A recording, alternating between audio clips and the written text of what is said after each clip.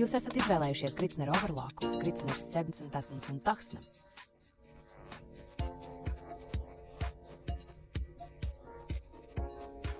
Esmu Manu no Curlys un jau aptuveni 20 gadus nodarbojos gandrīz tikai ar overlokiem un coverlokiem.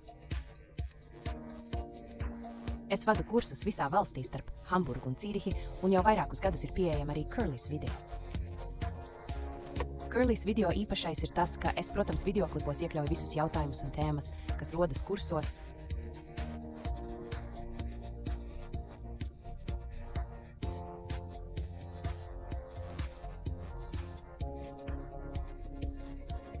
Jo tieši tās lietas, kas notiek mums šeit filmējot, vai, protams, arī šujot mājās, notiek arī jums mājās. Es jūs pavadīšu cauri visai jūsu mašīnai, tas nozīmēs apskatīsim, kā to precīzi ievērt un pārvērt. Mēs apskatīsim, kādas vīles jūs varat veidot, un sāksim ar komplektā iekļautajiem piedarumiem. Savā kastē jūs pirmkārt atradāt lietošanas pamācību. Šī lietošanas pamācība ir svarīga, jo tajā jūs vienmēr ātri atradīsiet visu nepieciešamo informāciju un varat vienkārši to ātri pārbaudīt. Pat ja jūs kaut kur braucat uz šūšanas tikšanos vai pie draudzenes, vienkārši ielieciet lietošanas pamācību līdzi, tad varat būt droši, ka katru sīkumu noteikti atrisināsiet un noregulēsiet. Tad jūsu piedarumos ir pincete, kas jums palīdzēs īpaši ievēršanas laikā. Jums ir šī mazā 6-stūra atslēga, kas jums nepieciešama, lai ievietotu un izņemtu adatas. Tad jums ir skrūvgriezis, kas jums nepieciešams, lai atbrīvot dūriena plāksni, ja vēlaties zem tās tīrīt. Jums ir otiņa, lai visu iztīrītu, bet tā ir noderīga arī, kad jāievieto adatas. Šeit ir mazais konvertors, kas bija plastmasas apvalkā. Tas jums nepieciešams vienmēr, kad vēlaties veidot vīli bez augšējā cilpotāja, piemēram, divdiegu vīlēm. Tad jums ir mašīneļa šujmašīnām un overlokiem ir īpaši viegli plūstoša. Nedaudz plānāka, un tā vienkārši plūst tieši tur, kur tai jānonāk. Tāpēc lūdzu izmantojiet tikai to un nekādu citu eļļu. Tad jums šeit ir šie diegu spoles fiksatori, kurus jūs vienmēr uzliekat uz savām diegu spolēm, ja tās ir pārāk vieglas un pastāv risks, ka tās šūšanas laikā var uzlēkt uz augšu. Jums šeit ir atkritumu tvertne, ko jūs piestiprināt mašīnas priekšpusē, lai visi atkritumi un nogriezumi varētu tajā iekrist. Diegu spoles tīkliņi, tie jums nepieciešami vienmēr, ja jūsu konus varbūt jau ir nedaudz tukšāks vai nedaudz vaļīgi uztīts.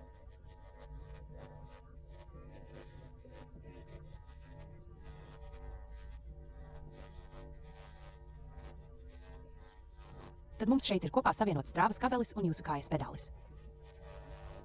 Pārsegs. Putekļu aizsardzība, ar ko jūs varat pasargāt savu mašīnu no putekļiem, kad to neizmantojat.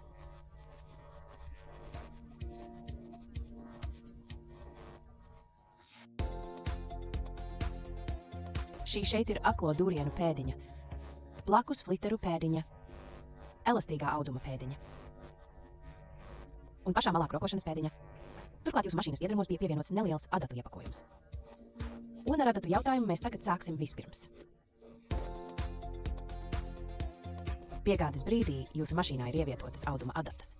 Tas nozīmē, ka ja jūsu pirmais projekts ir no auduma, tad jūs varat adatas vienkārši atstāt iekšā un varētu faktiski uzreiz sākt šūt. Bet ja jūsu pirmais projekts ir no trikotāžas, jums jāmaina dūrieni. Muļķības, jums jāmaina adatas. Kāpēc jums vajadzētu mainīt adatas? Jo, ja jūs šujat trikotāžu ar auduma adatām, tad dūriena vietās būs mazi caurumiņi. Un laika gaitā, vēlākais pēc pirmās vai otrās mazgāšanas, šie caurumiņi ir ļoti skaidri redzami. Atšķirības starp auduma un trikotāžas adatām ir to asītī. Auduma adatu asītītis ir as, trikotāžas adatu asītītis ir nedaudz noapaļots, tāpat kā adīšanā, dūrieni tiek vienkārši atbīdīti.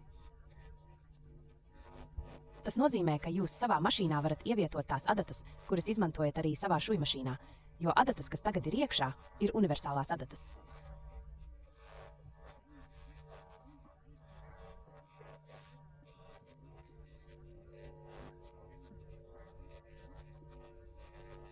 Bet vienmēr, kad izmantojat trikotāžu, jums jāievieto vai nu komplektā iekļautās HA adatas, vai arī džersija vai superelastīgās adatas.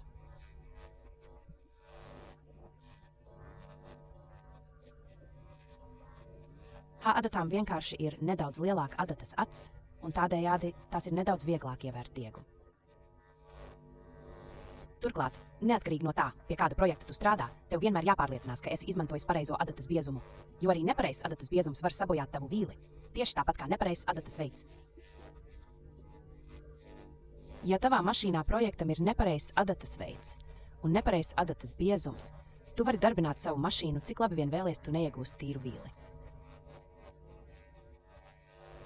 Pēc pievērs uzmanību veidam un pievērs uzmanību biezumam. Jo lielāks ir skaitlis, jo biezāka ir adata. Tas nozīmē, ka 70 adata ir ievērojami plānāk nekā 90 adata. Kā pēdējo par adatām vēl īsi sakot, ja tu izmanto ļoti plānas adatas, piemēram, septicist, mikroteks adatas organzai, tad ieteicams ar mašīnu šūt patiešām lēnām.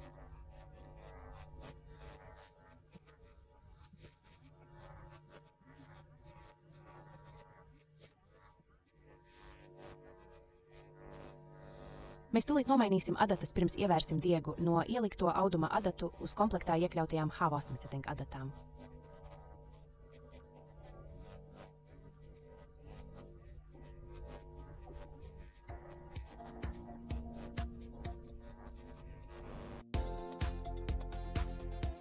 Mēs sāksim ar lietām, kas tev ir šeit, mašīnas kreisajā pusē. Šeit aizmugurē ir tavs diferenciālis. Par diferenciālu nesauc mazu rezerves daļu vai kaut ko, ko mehāniķis var iemontēt un izņemt. Bet par diferenciālu sauc iespēju likt tavam priekšējam transportierim un tavam aizmugurējam transportierim darboties dažādos ātrumos.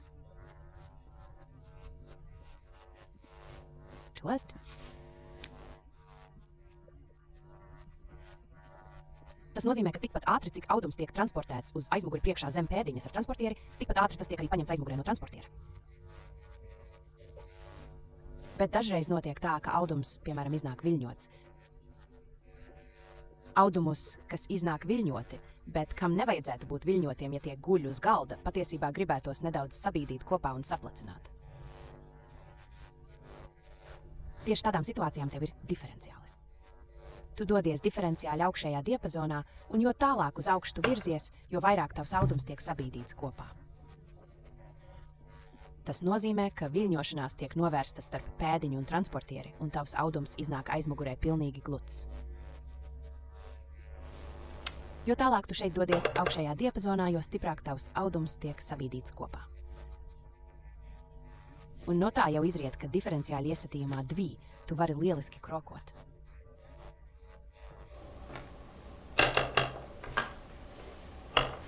Tieši pretēji ir gadījumā, ja tu dodies diferenciāļa apakšējā diapazonā. Dažreiz sašuj šos ļoti plānos audumus, zīdu, organzu un batistu, un tie iznāk no mašīnas, un tu redzi, kā tie guļ, un patiesībā gribētu tos nedaudz izstiept garumā, jo tie ir nedaudz sakrokojušies. Tam tu izmanto diferenciāli apakšējā diapazonā. Apakšējā diapazonā tavs audums tiek nedaudz izvilkts uz aizmuguri no mašīnas, tas tiek faktiski nostiepts jau zem mašīnas. Un rezultāts, kas beigās iznāk aizmugurē, ir patiešām brīnišķīgi gluds. Ar šo tu regulē savu dūriena garumu. Kā pamatnoteikumu tu vari atcerēties, jo rupjāks ir tavs audums, jo garāks drīkst būt tavs dūriens, un jo smalkāks ir tavs audums, jo īsāks drīkst būt tavs dūriens. Zīdu taču nešūtu ar dūriena garumu 4, un džinsu nešūtu ar dūriena garumu 1. Šeit tu redzi piemēru ar ļoti īsu dūriena garumu, un šeit tev ir piemērs ar ļoti garu dūriena garumu. Ar šo sviru tu ieslēdz vai atslēdz savu nazi. Šeit tas ir ieslēgts, tur tas atrodas vienā līmenī ar adatas plāksni un faktiski netiek izmantots. Kad tu to atslēdz, tas neuzkrīt uzreiz, bet tev tas jāpiespiež uz leju ar pirkstu. Kad tu to atkal ieslēdz, tad nākamajā dūrienā, ko tu šuj, tas automātiski paceļas uz augšu. Ir tikai ļoti maz situācija, kad nazi vajadzētu nolocīt.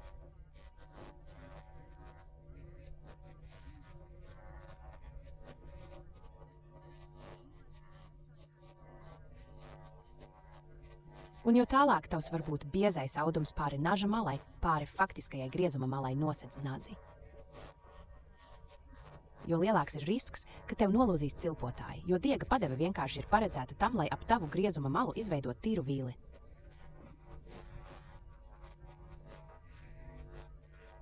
Ja tu tagad priekšā manuāli ar bieziem audumiem pārāk tālu uz labo pusi aizej, pastāv risks, ka satvērēji salūzīs.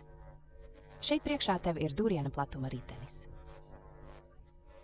Ar dūriena platuma riteni tu regulē savas naža griezuma malas attālumu līdz iestatītajām adatām. Pagriez to no labās uz kreiso un no kreisās uz labo pusi, un tad tu redzēsi, kā tavs nazis kustas uz adatām un prom no adatām. Arī šeit es ieteiktu kā pamatnoteikumu, jo rupjāks tavs audums, jo platāks drīkst būt tavs dūriens. Un jo smalkāks tavs audums, jo šaurāks drīkst būt tavs dūriens. Šeit tu redzi piemēru ar šauru vīli un šeit piemēru ar platu vīli. Viss šis kopā nozīmē, ka tu, piemēram, džinsus vari šūt ar platu dūrienu. Un ar garu dūrķe. Kamēr zīdu vai organzu tu šuj ar šauru dūrienu un ciešāku dūrienu. Paskatīsimies tagad nedaudz augstāk tajā pašā mašīnas pusē. Tad mums šeit ir pēdiņas pacēlājs, ar kuru tu pēdiņu cel augšā un laid lejā. Un mums šeit aizmugurē ir maza poga, un kad tava pēdiņa ir augšā, tad tu vari nospiest pogu, un tad tava pēdiņa nokrīt uz leju. Tā ir perfekta iespēja karoņbojaņu. Personīgi es visām savām mašīnām vienmēr vislabprātāk ievērtu diegu ar noņemtu pēdiņu. Jo tad vienkārši pie adatām un arī ap nazi ir vislabākā redzamība. Uz diega ievēršanas procesu un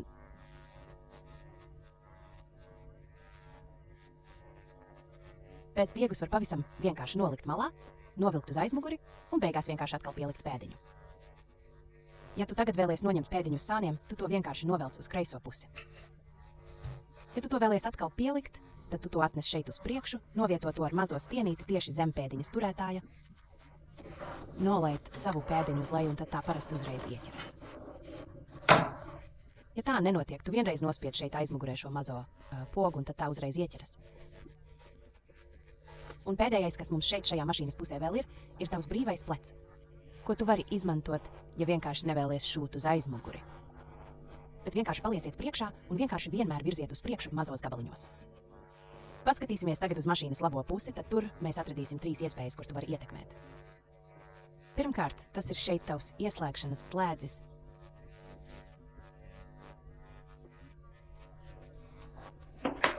Gricneru gadījumā jāņem vērā, ka brīdī, kad tu to ieslēdz, tā uzreiz sāktu šūt brīdī, kad tu uzkāp uz kājas pedāļa. Tas tev praksē nozīmē, ja tu neļauši uzkāp uz pedāļa, adatas sāk kustēties, tas nozīmē, mašīna sāk šūt. Tāpēc padoms, vienmēr, kad maini adatas, vienmēr, kad šeit priekšā pie adatām ar pirkstiem darbojies. Tad es varu tikai ieteikt izslēdz mašīnu, jo patiešām salīdzinoši ātri notiek. Ka nejauši uzkāpj uz kājas palaišanas slēdža. Ar atvērtu priekšējo vāku Gricner nevar sākt šūt. Šeit sānos ir iebūvēts mazs drošības slēdzis, un brīdī, kad vāks ir atvērts, to ar kājas pedāli mašīnu nevar iedarbināt. Turklāt tev šeit labajā pusē ir tavs spriegojuma atbrīvošanas poga. Un ja mēs sākam runāt par spriegojuma atbrīvošanas pogu, tad mēs faktiski jau esam tieši ieslīdējuši diega spriegojuma tēmā. Jo diega spriegojums darbojas tā, ja tu esi iestatījis diega spriegojumu uz 9,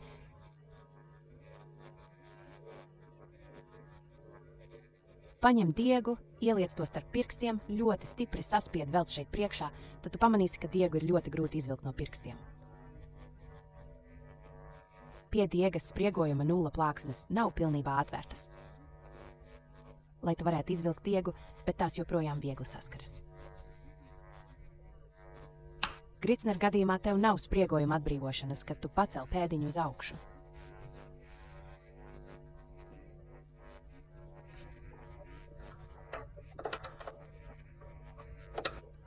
Tikai tad tavas spriegojuma plāksnītes pilnībā atveras, un diegs var ieslīdēt pa vidu ievēršot, vai diegu var vienkārši izvilkt izņemot diegu.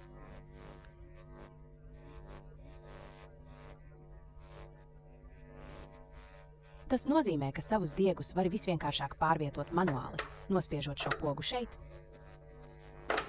Turklāt labajā pusē tev, protams, ir arī rokas rats, kas griežas uz tavu pusi, kad mašīna darbojas. Tagad apskatīsim, ko tu īsti visu atrodi savas mašīnas iekšpusē. Viens ir augšējais cilpotājs, tas ir šis te. Šuves veidošanās laikā augšējais cilpotājs ir vai nu virs adatas plāksnes vai blakus tai, bet nekad nav zem tās. Šis te ir tavs apakšējais cilpotājs. Šuves veidošanās laikā apakšējais cilpotājs ir vai nu zem adatas plāksnes vai blakus tai, bet nekad nav virs tās. Kādreiz savas šūšanas dzīves laikā, visticamāk, drīzāk agrāk nekā vēlāk, tu nonāksi situācijā, ka tev būs jāpāregulē atsevišķi diegi. Un tad ir ļoti svarīgi, ka tu precīzi zini, kurš diegs tavā šuvē īsti nāk no kurienes. Vai tas ir cilpotāja diegs, vai tas ir adatas diegs, un ja tas ir cilpotājs, vai tas ir augšējais vai apakšējais cilpotājs. Bet ja tu zini, ka tavs augšējais cilpotājs vienmēr ir augšā, un tavs apakšējais cilpotājs vienmēr ir apakšā, un tu skaties uz savām adatām, tavas adatas ieiet audumā tiek apvītas ar augšējo un apakšējo cilpotāju. Transportieris transportē tavu audumu uz aizmuguri, un adatas atkal ietur. Tas nozīmē, ka tava adatas diegi vienmēr atrodas augšpusē. Un tā kā mēs tikko skatījāmies, un augšējais cilpotājs vienmēr ir augšā vai blakus adatas plāksnei. Tagad paskatīsimies šeit uz šuvi, un tad mēs precīzi redzēsim, ka pretēji šai pusei, šajā pusē mums ir 2 adatas diegi. Tātad tai jābūt tavai augšpusei. Ja mēs tagad zinām pēc adatas diegiem, kas ir tava augšpuse, tad, protams, ir pilnīgi loģiski, ka šis te ir tavs augšējais cilpotājs, un otrs ir tavs apakšējais cilpotājs. Ja tu šuj tikai ar vienu adatu, to var atcerēties arī citādi, tavs apakšējais cilpotājs tev veido burtus. Vai nu savē? Tad tavai mašīnai ir 2 naži, viens ir kustīgais augšējais nazis un nekustīgais apakšējais nazis. Augšējā naža kustība gar nekustīgo apakšējo nazi veido sava veida šķēru funkciju. Ja tu nejauši uzšūtu pāri adatai, tad patiesībā 90% gadījumu ir tā, ka tavam augšējam nazim ir neliela maliņa, un tad tev vairs nav īsti tīras šuves. Ja iet pavisam slikti, tad jāmaina arī tavs apakšējais nazis. Tāpēc es varu tev tikai ieteikt overlockam pēc iespējas neizmantot kniepadatas, kamēr tu neesi pilnīgi pārliecināts, un līdz tam izmantot klipšus. Tavu naža platumu, par ko mēs jau runājām, tu regulē ar dūriena platuma regulēšanas riteni. Tad tev šeit priekšā vēl ir tavs pirksts. Es to patiešām labprāt saucu par rullīšu vīles pirkstu vai dūriena platuma pirkstu. Savu rullīšu vīles pirkstu tu regulē ar šo mazo balto āķi šeit. Ja tu esi uz N, tavs dūriena platuma pirksts ir nolocīts uz priekšu. Ja tu pārēji uz R, tavs dūriena platuma pirksts ir atvilkts atpakaļ. Kam tieši paredzēts tavs dūriena platuma pirksts? Iedomājies, šie te ir tavi abi cilpotāji, augšējais cilpotājs, apakšējais cilpotājs, un starp tiem atrodas tavs dūriena platuma pirksts. Tava mašīna atdod diegu, un dēļ dūriena platuma pirksta, kas ir izbīdīts uz priekšu, tava šuve tiek stabilizēta un var glīti apliekties ap malu. Ja tagad dūriena platuma pirksts tiek atvilkts atpakaļ, un tu nedaudz palielinātu diegas spriegojumu, piemēram, audums varētu tikt savilkts ap malu, jo šuvē trūkst stabilizatora. Tas jau izskaidro, kāpēc šeit priekšā ir mazais R un N, R apzīmē rullīšu vīli. Un vienmēr, kad vēlies veidot rullīšu vīli, tu atvelc savu dūriena platuma pirkstu atpakaļ, tad kopā ar diegas spriegojuma palielināšanu tavs audums var tikt aplocīts, jeb var rasties aplocītā rullīšu vīle. Un visbeidzot, bet nemazāk svarīgi, mums tagad šeit augšā ir vēl šujmašīnas pēdiņas spiediens, ar ko tu vari regulēt, cik stipri tava pēdiņa spiež uz tavu audumu, un kopā ar transportieri audums tiek transportēts uz aizmuguri. Jo rupjāks ir tavs audums, jo stiprāks var būt iestatīts tavs šujmašīnas pēdiņas spiediens.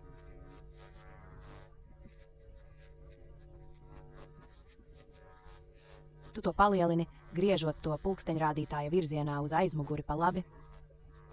Un, ja tu to griez pa kreisi pretēji pulksteņrādītāja virzienam, tu samazini šujmašīnas pēdiņas spiedienu.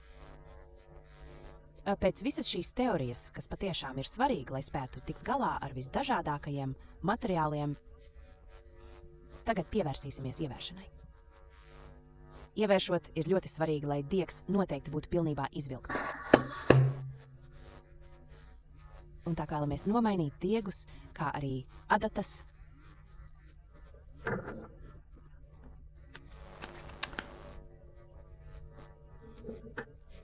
tas, kas mums ir šeit priekšā, saucas priekšspriegojums. Šeit aizmugurē tas ir tavs priekšspriegojums, šeit tev ir spriegojuma ritenīši. Lai tagad izvilktu diegus no mašīnas, ir dažādas iespējas. Diemžēl es ļoti bieži šuvei saņem padomu vienkārši šūt tukšgaitā. Tas ir vienkārši dot gāzi. Taču tas nozīmē, ka jūsu pēdiņa tukšgaitā verzējas pret padeves zobiem, un jo biežāk tā to dara, jo vairāk brīdī mazie padeves zobi diezgan jūsu pēdiņā, laika gaitā atstājiet patiešām dziļu iepšūšanu. Tāpēc es jums noteikti ieteiktu no tā turēties. Daži saņem arī padomu, ka pēdiņai jābūt augšā un vienkārši jātur diegu ķēde aizmugurē, un tad jādod gāze, un tādējādi ķēde tiek izvilkta uz aizmuguri. Arī ar to es kursos esmu guvis ļoti sliktu pieredzi, jo dāmas bieži vien ķēdi vienkārši tur nevis velk, tad mašīna stāv uz vietas, un pēc tam patiešām ir gandrīz neatšķirtināms diegu mučeklis. Tad es vienmēr daru citādi. Ka Grinera nav spriegojuma atbrīvošanas, kad paceļat pēdiņu, bet spriegojuma atbrīvošana notiek, kad nospiežat šo pogu sānos. Tātad jūs paņemat pinceti, nospiežat šo pogu un ejat tieši aiz spriegojuma. Tas ir tur, kur diegi nāk ārā, šeit apakšā, tur jūs ejat un velkat abus ķērāju diegus uz priekšu. Un velkat tos šeit, šajā apaļajā gājienā, velkat tur abus adatas diegus uz priekšu. Ja runa ir par to, kāda ir jūsu spriegojuma šeit, tad jums šeit ir kreisā adata, tur jūsu labā adata, šeit augšējais ķērājs un tur apakšējais ķērājs. Tātad mēs vispirms izvilkām abus ķērājus no mašīnas un tad abas adatas. Tagad jūs varat vienkārši satvert diegu ķēdi šeit aizmugurē, un ja jūs nevarat vienkārši gludi vilkt uz aizmuguri, kā es tagad šeit, tad jūs paņemat savu rokas riteni. Tas ir, ja jums tur vēl ir sapīšanās.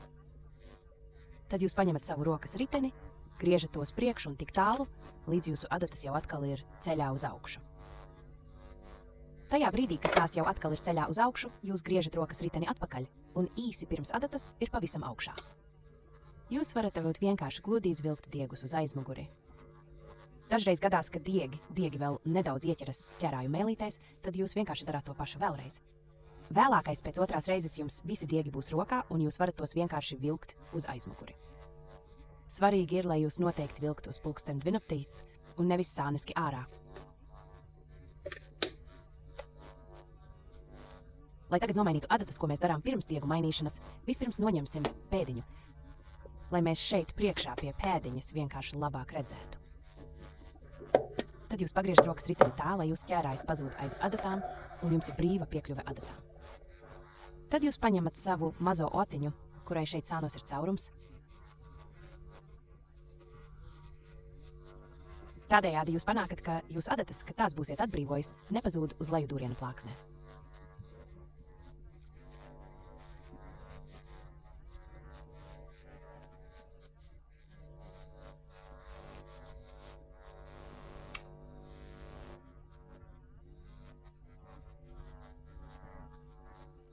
Vispirms ieejiet ar adatu dūriena plāksnē apakšā un tad braucat taisni uz augšu.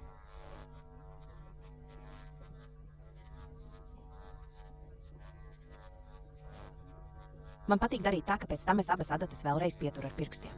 Abas nedaudz atbrīvoju. Pilnībā uzbīdu uz augšu un tad kārtīgi pievelku. Pēc tam, kad esam mašīnu tagad iztukšojuši un adatas nomainītas, beidzot nonākam pie ievēršanas. Mēs noņemam no mašīnas piegādātos diegus. Un, ja jūs vēlaties strādāt ar šīm pavisam lielajām overloka konēm, tad jūs varētu tās tagad vienkārši uzlikt virsū, atstāt šīs mazās cepurītes mugā. Jo ar cepurītēm lielajām konēm ir patiešām labs atbalsts. Bet mēs gribam strādāt ar mazākiem konusiem, un ja tu uzliec mazākos konusus uz šiem turētājiem, tie klivinās šurpu turpu, tiem nav īsti stabila atbalsta. Tāpēc mēs tagad noņemam turētājus no mašīnas. Tu uzreiz redzēji kaut ko, kas, protams, notiek arī mājās, kad noņem lielos konusus. Dažreiz gadās. Ja tie neiznāk viegli, tad vienkārši iebīdi pinceti no augšas, un tad tie iznāk, un tad tie izšaujas ārā apakšā. Mazos konus jūs tagad vienkārši uzliec uz mašīnas bez turētājiem.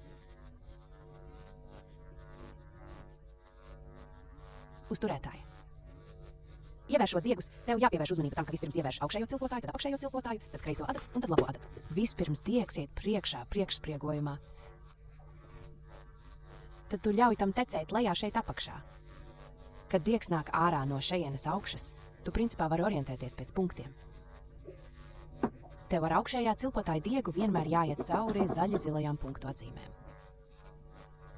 Tas nozīmē šeit pie šī, protams, tikai cauri augšējo. Tad tu velc diegu šeit augšā pāri un tad ej cauri augšējam cilpotājam.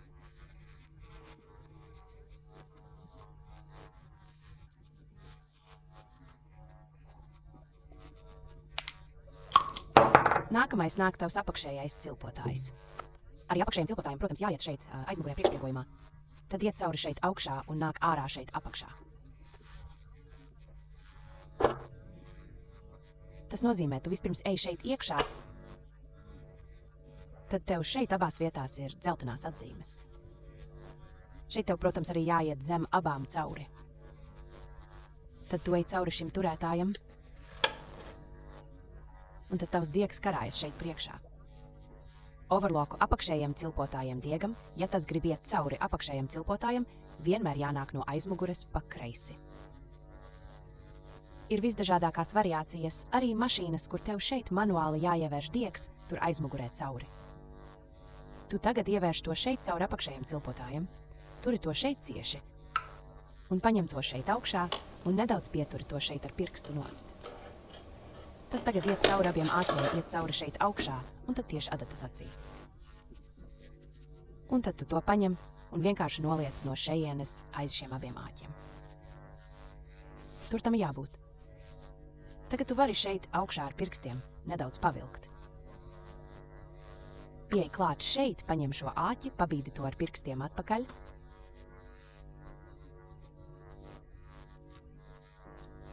Un tagad tu redz arī, kāpēc es labprāt noņemu pēdiņu ievēršot diegus, jo tu tagad vari vienkārši nolikt diegu no šejienes aiz naža un vienkārši pavilkt to atpakaļ. Un tad tev abi cilpotāju diegi ir tieši tur, kur tu tos vēlies. Pēc cilpotāju diegiem mēs tagad kā pēdējos ievēršam adatu diegus. Tieši tāpat kā cilpotāji, arī adatu diegi karājas šeit augšā statīvā, un mēs sākam ar kreiso adatas diegu. Tu ieliec diegu šeit augšā priekšspriegojumā, ej cauri šeit spriegojuma ritenītim. Ej aiz šīs sudraba āķa. Šeit augšā cauri šim turētājam. Un tad nāk ārā virs adata diegiem. Tad tu ieliec savu adatas diegu šeit aiz šīs sudrabas stieples tieši virs adatām, un tad ievērš caur adatas aci.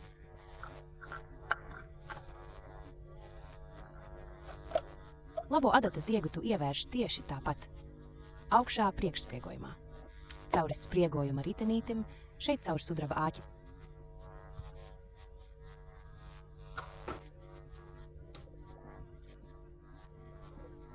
Pāri sudraba turētājam aizmugurē un tad adatas acī.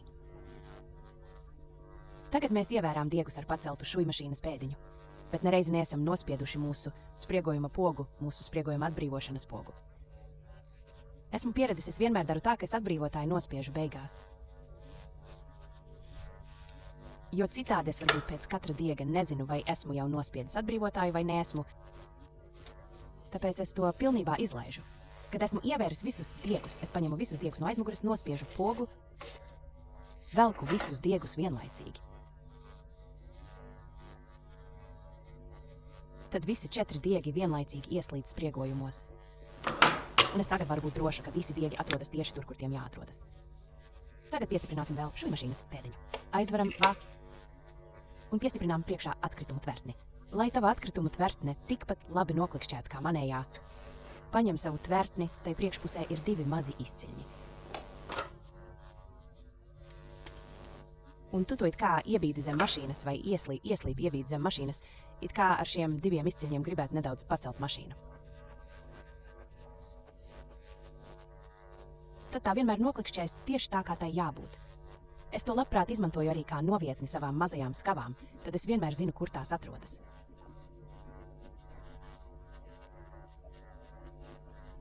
Bet visa šī teorija ir vienkārši ļoti svarīga, jo tirgus piedāvā tik daudz dažādu materiālu.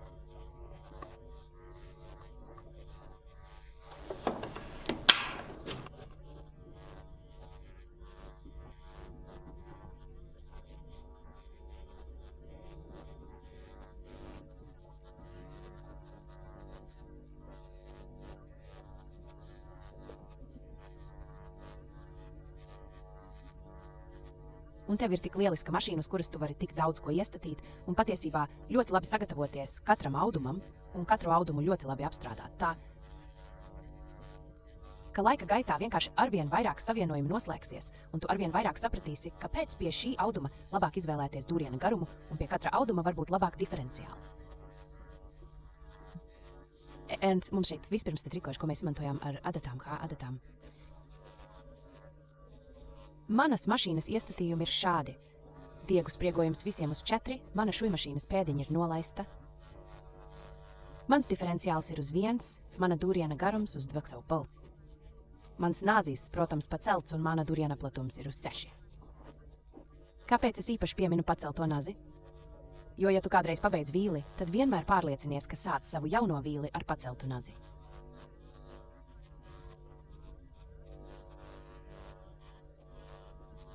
Ja nepieciešams, pagriez rokas ratu pret sevi, līdz tavs nazis ir pavisam augšā. Kāpēc? Jo tu pieliec audumu, ieliec to aiz naža vai audumus aiz naža, tad dod gāzi. Un tajā brīdī, kad sāc šūt, tavs nazis pārgriež abas tavas auduma kārtas, un tavs audums tiek gludi transportēts atpakaļ. Es diemžēl ļoti bieži redzu, ka dāmām ir vienalga, kur atrodas viņu nazis. Tas nozīmē, ka abi audumi kādreiz nonāk pie naža, un sliktākajā gadījumā tavs nazis ir tieši apakšā. Tagad audumi nonāk pie naža, tavs nazis paceļas, un jo biezāks ir tavs audums, jo lielāka iespējamība, ka tavs nazis audumu pacels. Tavs apakšējais audums tomēr tiek stumts tālāk uz priekšu. Tas nozīmē, ka labākajā gadījumā jums ir tikai nobīde.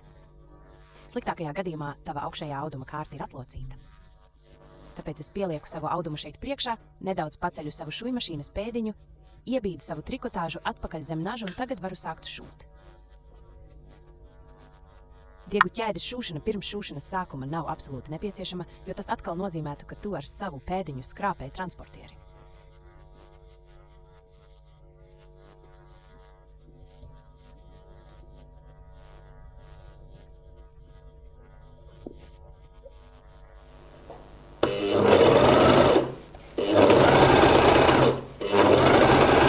Tagad jau redzams, ka man vienmēr ir šie 2 pirksti pēdiņas augstumā,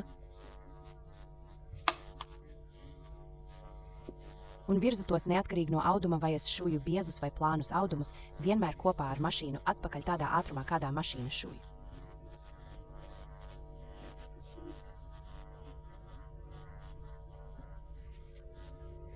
Tas nozīmē, ka tu vari ietaupīt sev nepieciešamību regulēt šujmašīnas pēdiņas spiedienu, jo tu ar šiem 2 pirkstiem, vidējo un zeltnesi, vienkārši regulē, cik stipri tava audumi tiek stumti atpakaļ. Ja pierod pirkstus pareizi piespiest šeit sānos pie auduma un šūt atpakaļ tādā ātrumā, tad vienmēr ir lielisks rezultāts.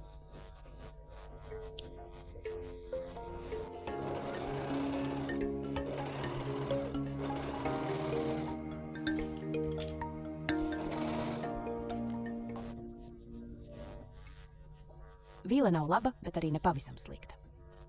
Kas ir pamanāms, tā ir brīniķīgi vienmērīga, bet kas arī ir pamanāms, tā ir ļoti cieša. Tas nozīmē, ja tava vīle iznāk tik cieša, tev noteikti vispirms vajadzētu palielināt dūriena garumu, lai nedaudz pagarinātu attālumu no šejienes līdz tur. Ļoti labi ir tas, ka augšpusē mums absolūti nav nekādu diegu cilpu pārsniegumu. Sliktais, ka tā ir tik viļņaina. Un tieši par šo viļņainumu tagad parunāsim, jo mēs esam nonākuši diferenciāļa dziļākajās dzīlēs. Iepriekš, kad mēs aizskārām diferenciāli, es teicu, ka diferenciālis ir atbildīgs par tavu transportieru diferencēto ātrumu. Mēs šuvām uz 1. Tas nozīmē, ka audums tika izvadīts atpakaļ tikpat ātri, cik tas tika iebīdīts un transportēts uz priekšu. Ja mēs tagad pārvietotos uz diferenciāļa augšējo diapazonu, aizmugurējais transportieris neizstumtu audumu atpakaļ tik ātri, cik tas tiek iebīdīts priekšā. Kas nozīmē, ka jūsu audums tiek sabīdīts kopā un viļņošanās tiek izlīdzināta.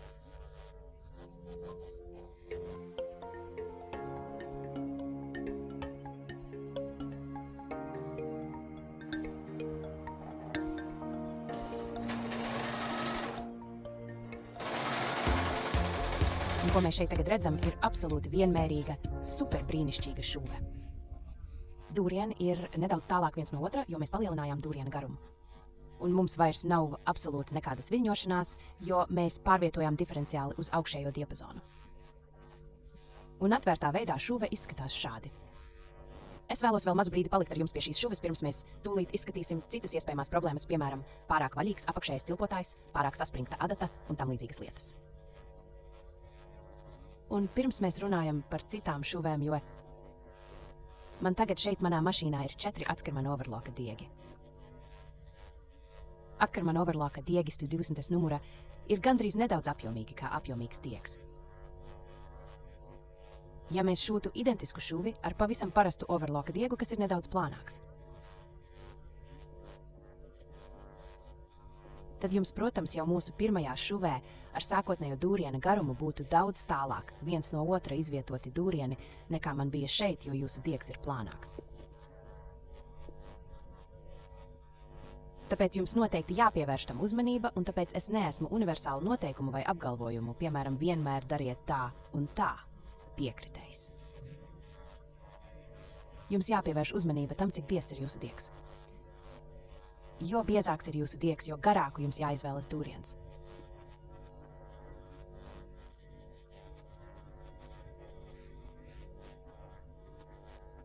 Pavisam parasta 4-diegu overloka šuve drīzāk netik blīvu. Apskatīsim tagad ietekmi uz šuves izskatu, ja jūsu spriegojums nav pareizs. Mums šeit ir šuves izskats, kur apakšējais cilpotājs ir pārāk vaļīgs. Var redzēt, šeit ir adatas diegi. Apakšējais cilpotājs tiek skaidri pavilks uz augšējā cilpotāja pusi. Tas nozīmē, ka apakšējam cilpotājam faktiski nav nekāda spriegojuma, šajā gadījumā patiešām 0, un to augšējais cilpotājs pavelk uz augšējo pusi. Šajā piemērā mums ir pārāk saspringts apakšējais cilpotājs. Apakšējais cilpotājs pavelk augšējo cilpotāju ap malu, un no apakšējā cilpotāja mums faktiski ir tikai pavisam nedaudz diega. Apakšējais cilpotājs šajā gadījumā bija iestatīts uz 9. Un šeit arī ļoti skaidri redzams, ka tik augstā apakšējā cilpotāja spriegojuma dēļ jūsu kreisā adata tiek pavilka tieši uz apakšējo pusi. Apakšējais cilpotājs šajā gadījumā bija iestatīts uz 9. Ja jūsu augšējais cilpotājs nav pareizi noregulēts, tad to, kā šeit redzams, apakšējais cilpotājs pavelk ap malu.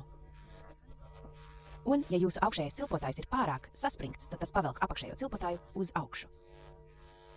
Apskatīsim tagad nepareizus adatas diegu spriegojumus.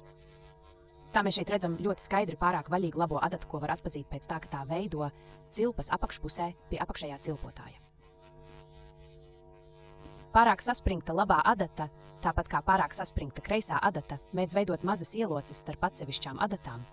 Tas nozīmē, ka adatas diegi gandrīz nedaudz savelkas kopā, un audums mēģina pacelties starp tiem. Pārāk vaļīgu kreiso adatu var ļoti skaidri atpazīt pēc tā, ka atverot audumu, redzat adatas diegus. Adatas diegi, kas ir pārāk saspringti, vienmēr iegrimst ļoti dziļi audumā. Šeit es tagad jums parādīju piemēru ar paceltu pēdiņu. Tas nozīmē, ka es manuāli vadīju audumu zem atvērtās pēdiņas. Var redzēt, dūrieni ir salīdzinoši nevienmērīga garuma, un augšējais un apakšējais cilpotājs nav īsti savā vietā. Tas nozīmē, ka jūs faktiski nešuvāt ar pareizo diega spriegojumu. Jūsu lietošanas pamācībā 20 un 9 lapā atradīsiet citas iespējamās diega spriegojuma kļūdas. Šeit es jums no 2 degicengzeglapas vidus pāršuvu rezultātu kā risinājumu. Šeit teikts palielināt spriegojumu augšējam cilpotājam vai atbrīvot apakšējā cilpotāja spriegojumu. Taču tas vienmēr ir jautājums par to, kāds ir jūsu pašreizējais spriegojums.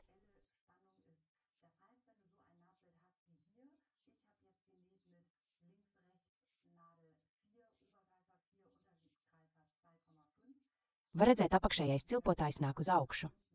Tad šajā situācijā ar šādu šuves rezultātu es nedaudz palielinātu apakšējā cilpotāja spriegojumu. Tas vienmēr ir jautājums par to, kāds ir jūsu šuves rezultāts un ar kādiem spriegojumiem jūs tikko šuvāt. Galu galā mēs varētu nodarboties ar diega spriegojuma tēmu visu dienu. To mēs, protams, nevēlamies. Mēs vēlamies turpināt aplūkot mašīnu un kādas šuves tā mums piedāvā.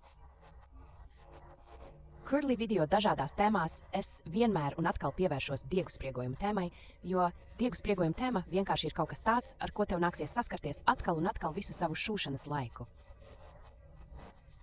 No vienas puses, jo vieglāk tev ar to veicas, jo vieglāk, protams, tev arī ir iestatīt savu mašīnu, nekur nejautājot, nerakstot vai neskatoties. Bet uz vienu lietu es tomēr vēlos šeit ar tevi vēl paskatīties, proti.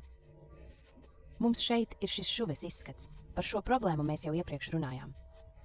Bet šajā vietā šuve ir vēl sliktāka nekā tur priekšā. Kas tur notika? Man taču šeit uz mašīnas ir dieguspolīšu aizturi. Šie dieguspolīšu aizturi ir šeit uz augšējā greiferā, tur mans diegs patiešām aizķērās. Tas vienkārši var gadīties, jo diegi vienkārši ļoti atšķirīgi attinas. Un arī šeit mēs atkal esam jomā, kurā vispārinājumi īsti nav. Dažreiz ir labi izmantot aizturus, tāpat kā tīkliņus, un dažreiz ir labāk tos neizmantot. Es tos tagad noņēmu no sava augšējā greifera un no sava apakšējā greifera.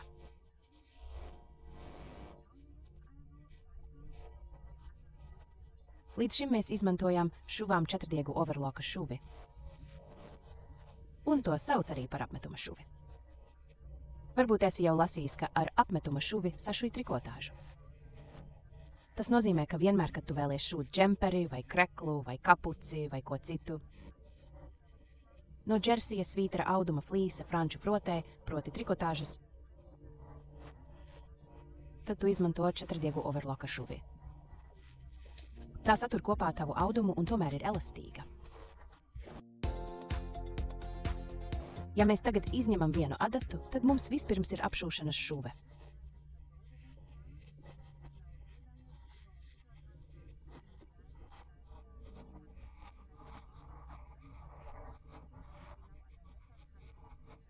Mums ir nemainīga overloka šuve. To labprāt sauc arī par apšūšanas šuvi, jo ar to tu apšūto audumu. Audumam tev taču vajag universālās adatas.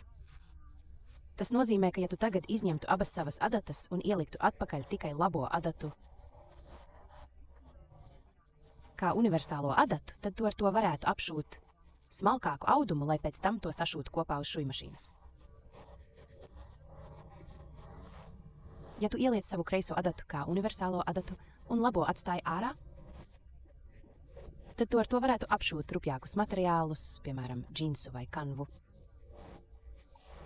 Es tagad izņemu abas savas kā adatas, ielieku atpakaļ labo adatu kā universālo adatu. Un tad mēs apšūsim vieglāku audumu.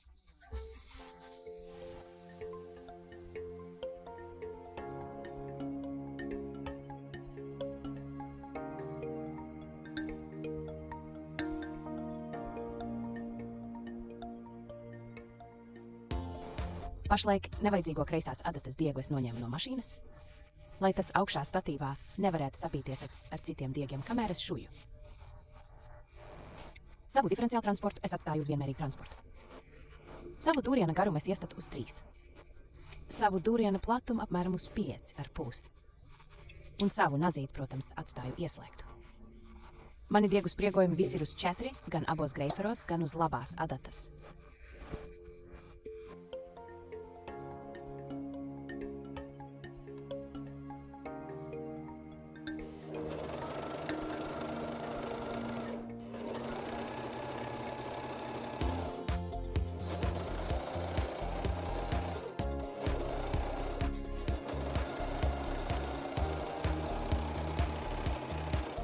Tu redzi, manas šuves savijums šeit augšā ir tieši pie malas. Greiferi glīti pieguļ. Mums ir apakšējais greifers apakšā un augšējais greifers augšā. Nākamais apskatīsim rullīša malu pie šuvēm. Mēs taču ieču ielikām labu adatu, un labā adata rullīša malā ir tieši pareizi.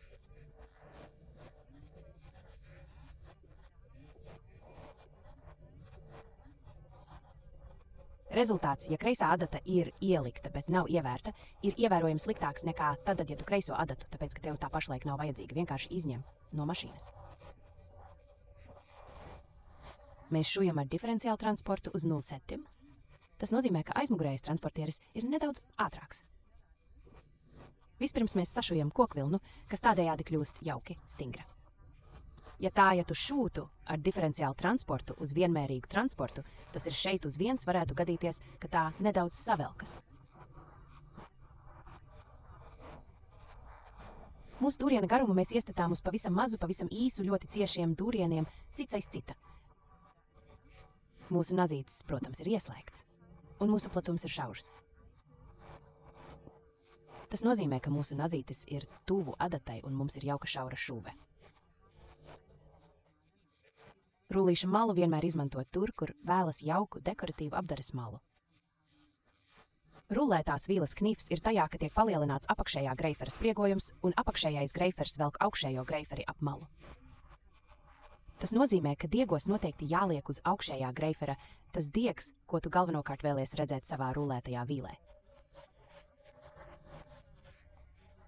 Jo augšējo greiferi ap malu velk apakšējais greifers. Tāpēc, protams, tev ir jāpalielina arī apakšējā greifera spriegojums. Manējais tagad šeit ir uz 6. Turklāt rullētajai vīlei ir svarīgi, lai tu šeit priekšā ievelc savu dūriena platuma mēlīti.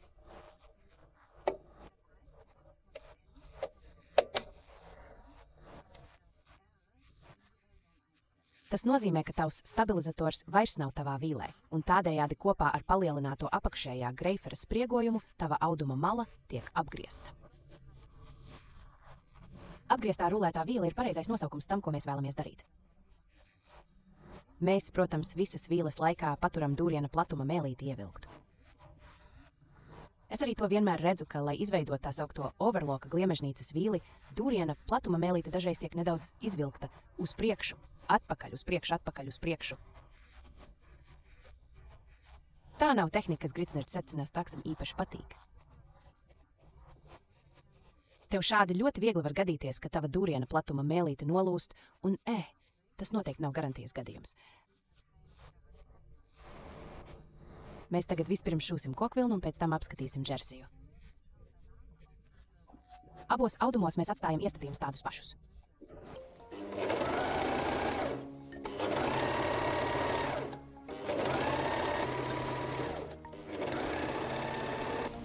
Džersijam mēs tagad redzam, ka diegs neiznāk tik īsti viļņots. Ja tu vēlies viļņotu rullēto vīli, tātad tādu, kas ir patiešām skaisti šūpojoša, tad daudzām mašīnām, tostarp arī Gritsner 750 Oxen nepietiek vienkārši iestatīt diferenciāli zemākā diapazonā. Lai gan tas nedaudz tiek izvilkts aizmugurē, ar to nepietiek. Tāpēc, ja es vēlos viļņot rullēto vīli, es šuju tā, ka nedaudz velku audumu priekšā. Ar overloku tev noteikti jāņem vērā, ja tu manuāli velc priekšā, tad tev arī šeit aizmugurē jāpavada audums cauri mašīnai. Tas nozīmē, ka tu velc priekšā un tu velc aizmugurē, un tādējādi principā esi pagarinājis savu šūšanas malu un pavadi audumu pa šo pagarināto malu zem pēdiņas. Pēc tam ir jāviļņojas, jo tu uz savas pagarinātās malas esi uzlicis daudz vairāk diega, nekā tava mala patiesībā būtu bijusi gara, un šis diegs vienkārši nezina, kur tam jāpaliek, un tāpēc veido skaistus viļņus. Ja tu velc tikai priekšā un nevelc aizmugurē, tad pastāv risks, ka tava adata nolūst.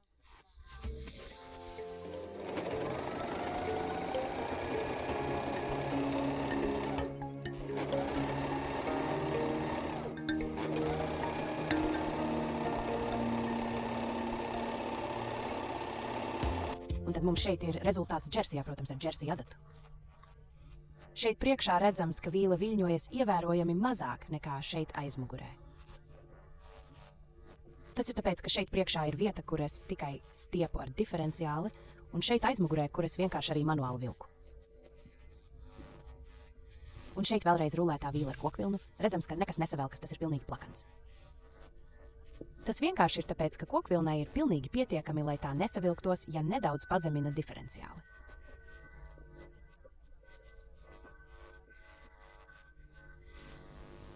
Par rullēto vīli ir vienkārši ļoti daudz ko teikt, un ir ļoti daudz iespējamu situāciju. Pirmkārt, to var veidot ļoti dažādos materiālos, sākot no biezāka džersija līdz pat ļoti plānam organzai. Tad ir tā, ka to var šūt arī ar ļoti dažādiem diegiem, no ļoti bieziem līdz ļoti plāniem, tātad no patiešām bieziem dekoratīvajiem diegiem līdz pat izšūšanas diegiem. To var šūt ar 2 diegiem un arī ar 3 diegiem. Bet varētu arī būt, ka, piemēram, negaidīti rodas problēmas kā tādi mazi mezgliņi, kas tur, piemēram, izlien ārā. Vai tavs bērns varbūt vienmēr velk šeit aiz piedurknes un visa rullētā vīle izļurkājas? Arī tas, kā tu noslēdz rullēto vīli aplī, piemēram, pēc tam, kad es jau sašuvusi piedurkni, protams, ir tēma. Tāpēc esmu uzņēmis veselu video tikai par rullēto vīli, otrs pašlaik vēl tiek plānots. Un, ja tu vēlies tajā ieskatīties, tad tu atradīsi Curly lapā sadaļā tutorials. Kā pēdējo vīli, mēs tagad apskatīsim plakano vīli. Vispirms apspriedīsim, kas plakanā vīle īsti ir. To vienmēr šuj ar vienu adatu. Un to var izmantot gan kā apdari, gan kā savienojošo vīli, gan arī kā tīru dekoratīvo vīli. Bet vispirms apskatīsim, kas tā īsti ir. Iedomājies, tev šeit ir tava vīle un manas plaukstas pamatnes augstumā ir tava adata. Tas nozīmē, ka greiferi apliekas ap to no ārpuses. Plakanā vīle saucas plakanā vīle, jo pēc sašūšanas to izvelk plakani. Tas nozīmē, pievērsiet uzmanību manām plaukstām, jūs pēc tam izvelciet šuvi.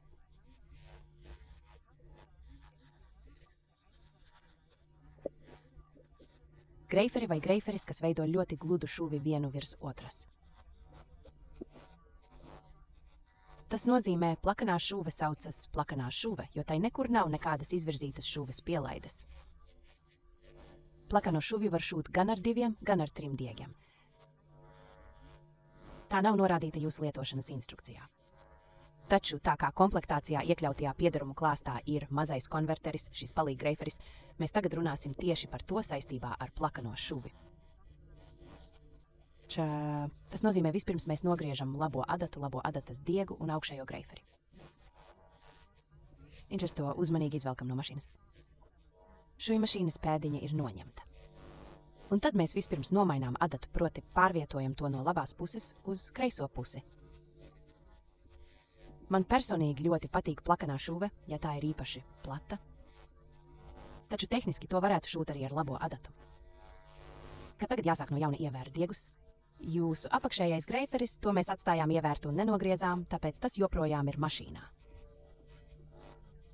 Jūs varat noņemt augšējā greifera diegu un savu kreiso adatas diegu, jeb savu adatas diegu uzliekat uz konusa no adatas, ko esat ievietojis.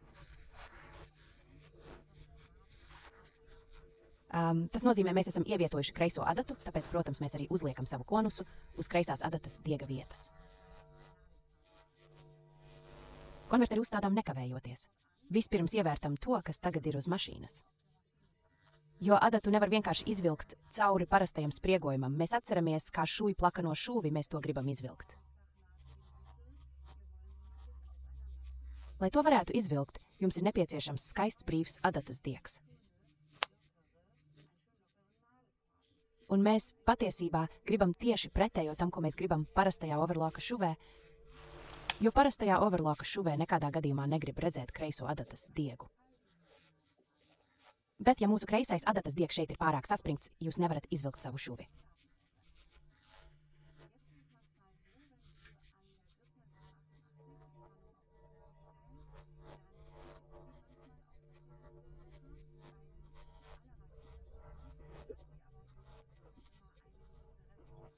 Jums šeit sānos vajadzētu būt iespējai nepārtraukti spiest spriegojuma atbrīvošanas pogu, lai jūsu diegs visu laiku viegli slīdētu cauri spriegojuma ritenītim pie adatas.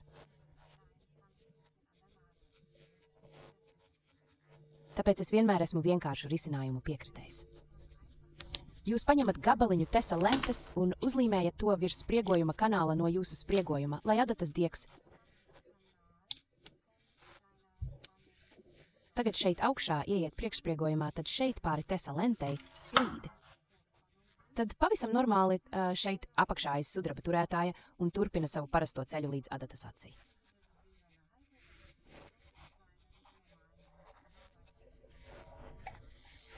Uzstādām konvertuēju.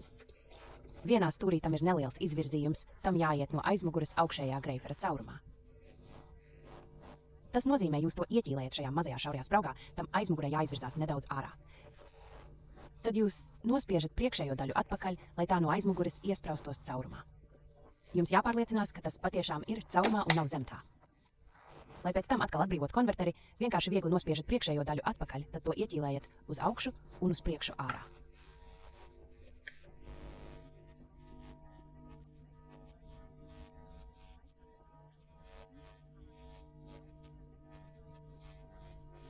Mūsu spriegojums uz kreisās adatas ir nulles spriegojums izvilkšanai. Iet cauri teisa lentei, un uz apakšējā greifera mums ir spriegojums uz 5. Augšējais greiferis netiek izmantots, tur mums ir konverteris. Un pārējie iestatījumi diferenciāls mums ir vienmērīgā transportā. Dūriena garums nedaudz virs 3. Dūriena platums nedaudz virs 5 un nazis, protams, ir ieslēgts. Ieslēgts nozīmē darbojas. Un tas, ko mēs tad izņemam no mašīnas, izskatās šādi. Un, kad mēs to izvelkam, šeit parādās mūsu adatas diegs. No labās puses tas izskatās šādi. Un no kreisās puses tas izskatās šādi. Protams, plakano šuvi var šūt arī ar 3 diegiem, vienmēr tad, ja tā varbūt ir nedaudz izturīgāka. Tu vari plakanvīli šūt arī tikai ar labo adatu, ja tā ir paredzēta ievērojami šaurāk. Un tu to vari izmantot gan plānākos, gan biezākos audumos. Ir ļoti daudz lietu, ko tu vari darīt ar plakanvīli, piemēram, piešūt lentes vai mežģīnes. Protams, tu vari izmantot arī dekoratīvus diegus uz adatas, piemēram, madeira numur dapsteķi. Tu vari to izmantot kā raglāna vīli vai arī apmalojumiem, ja tev nav coverloka vai apmalojumi ar tavu coverloku nesanāk. Visas šīs dažādās variācijas savukārt pārsniegtu šī video ietvarus. Tāpēc esmu izveidojusi 2 atšķirīgus video. Viens no tiem ir plakanšuves pamati, kur galvenais ir tikai iekārtas regulēšanas tehnika, par dažādu audumu apstrādi attiecībā uz to, kā tev jāiestata mašīna. Un otrajā video plakanvīles pielietojuma jomas runa ir tikai par visām dažādajām variācijām, kādu pēdiņu tev tam vajag, lai sasniegtu noteiktu rezultātu. Tas mūs arī tieši noved pie nākamās tēmas, jo tagad pievērsīsimies pēdiņām. Mēs atkal pārvērsim mašīnu uz 4-diegu overloka vīli un sāksim ar aklās vīles pēdiņu. Aklās vīles šūšana patiesībā nemaz nav sarežģīta. Augstajā modē to bieži šuj ar roku, jo aklās vīles gadījumā ir svarīgi, lai tavs atloks, tava vīles apakšmala tiktu piešūta tik cieši, lai diegs, ar kuru tā ir piešūta, nebūtu redzams labajā pusē. Priekšrocība to darīt ar overloku ir tā, ka tu šuj kopā un vienlaikus apstrādā savu atloku. Grūtības to darīt ar overloku ir tādas, ka tev jāuzmanās, lai ar kreiso adatu tu neizdur cauri visus auduma slāņus, jo citādi tavs diegs būs redzams labajā pusē. Kad es šuju aklo vīli, es vispirms atlokoju savu vīles apakšmalu, nomēru to, atlokoju to. Un ja tu tagad ar to dodies pie overloka, tad tu to principā noliec tieši tāpat. Tad tu to atlocīsi tā uz augšu, un tad tu paņem visu atloku un dodies ar to tā pie overloka. Tieši šeit, kur tagad ir locījums, ir tava šūšanas mala, un tieši šeit augšā mēs tūlīt veidosim mūsu apstrādes vīli.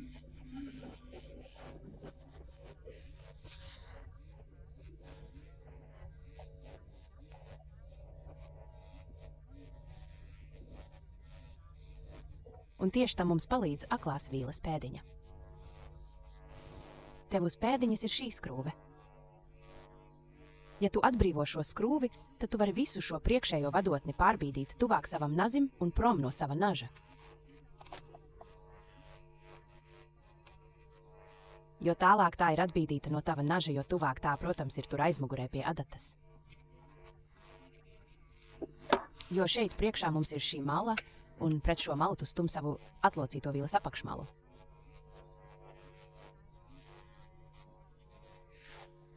Tas, ko mēs gribam apstrādāt, iet šeit zem šīs pēdiņas. Es tagad esmu atbrīvojusi savu skrūvi, jo pēdiņu var izmantot arī daudzām citām lietām. Bet, lai izveidotu aklo vīli, es to pārbīdu cik vien iespējams uz otru pusi. Un atkal pievelku skrūvi. Tad audums nāk tur iekšā. Tu redzi, šeit atrodas tava vīles apakšmalas vīles pielaide, ko tagad nogriež nazis, kur tā tad nonāk augšējais un apakšējais cilpotājs un labā adata. Un tava kreisā adata no šīs pozīcijas redzams nedaudz labāk, atrodas gandrīz tieši turpinājuma līnijā ar atloku. Ja tavs audums ir nedaudz plānāks, tad tu vari savu Es to tagad vienkārši pārbīdīju pavisam pa kreisi, jo audums ir tik biezs. Tas tagad tiek saspiests starp pēdiņu un auduma padevēju uz aizmuguri. Izstiepies, ka tas ir zem adatām, atkal nedaudz pa labi. Un tad to precīzi satver kreisā adata. Ļoti svarīgi ir, ka tagad šeit ar šiem abiem pirkstiem tu stum savu audumu uz priekšu, jo tas tagad balstās tikai uz šī pavisam mazā gabaliņa. Tas kā vienmēr atrodas tur priekšā zem atvērtā naža, bet ja tu to tagad šeit nedaudz nestum uz aizmuguri,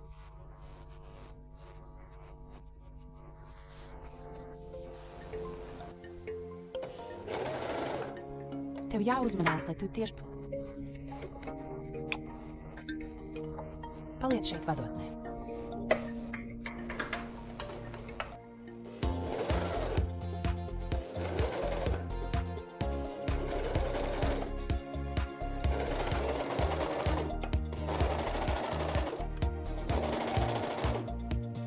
Pa laikam tev, protams, noteikti jāpārbauda, vai tu pirmkārt tiešām esi piešuvusi savu atloku. To tu pārbaudi, mēģinot atvilkt vīles pielaidi un atloku. Tam, protams, ir jāturās. Un ja mēs skatāmies uz labo pusi, te it visu reizi atveram, tad ir jāredz pēc iespējas mazāk no adatas diega.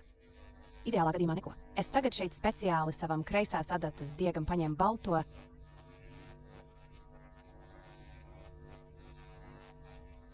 un tas tiešām ir trāpīts precīzi, neko neredz. Vienu lietu es tagad vēlreiz gribu īsi izcelt, proti, es to pamanīju tikai griežot liela tūplāna kadrus datorā. Tikai viens iemesls, kāpēc daudz tik ļoti mīl curly video. Šeit ir neliels caurums. Un šis nelielais caurums 100% rodas tāpēc, ka es acīm redzot, kad mainīju adatas uz strečadatām, jeb trikotāžas adatām,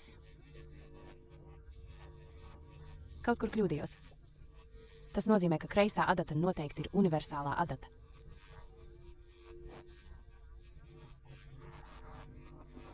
Šeit ir. Tagad, protams, varētu jautāt, kāpēc viņai bija iekšā universālās adatas. Pavisam vienkārši, jo es tieši plakanās vīles beigās jums vēl ātri uzšuvu šo piemēru, un tas ir austā audumā. Bet tagad paskatīsimies uz mūsu aklo apakšmalu. Tad mēs redzam, ka mums šeit tiešām ir akla apakšmala. Un šeit iekšpusē tā ir piešūta. Es to nevaru noņemt. Šeit tā tiešām ir ļoti stingri. Tā jāizskatās aklai apakšmalai. Nākamais paskatīsimies uz elastīgās lentes pēdiņu, ko šeit un tur sauc arī par gumijas lentes pēdiņu. Elastīgās lentes pēdiņas priekšrocība ir tā, ka tu vari piešūt elastīgu lenti ar absolūti vienmērīgu stiepumu. Un tas ir, piemēram, ļoti noderīgi, ja vēlies šūt legingus. Ar to tev nekādā gadījumā nav jāpiešūt tikai gumijas lente, bet vari piešūt gumijas lenti visos platumos. Bet tu, protams, vari izmantot arī framelastik. Man šeit ir caurspīdīga elastīgā lente, framelastik. Cits vārds būtu framilon.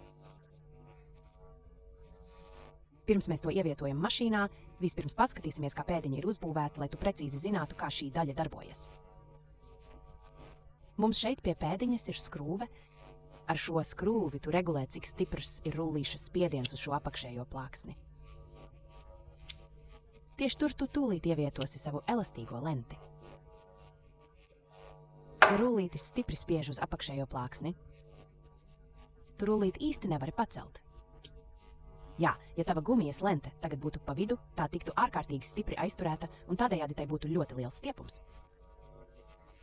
Jo mazāk tavs rullītis spiež uz tavu plāksni, jo mazāks ir tavs stiepums.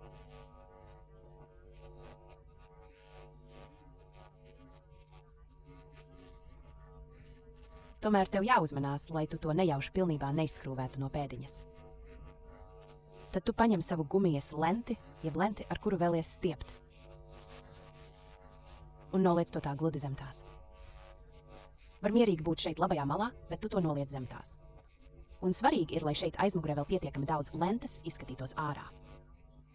Tas tev tūlīt palīdzēs pozicionēšanā.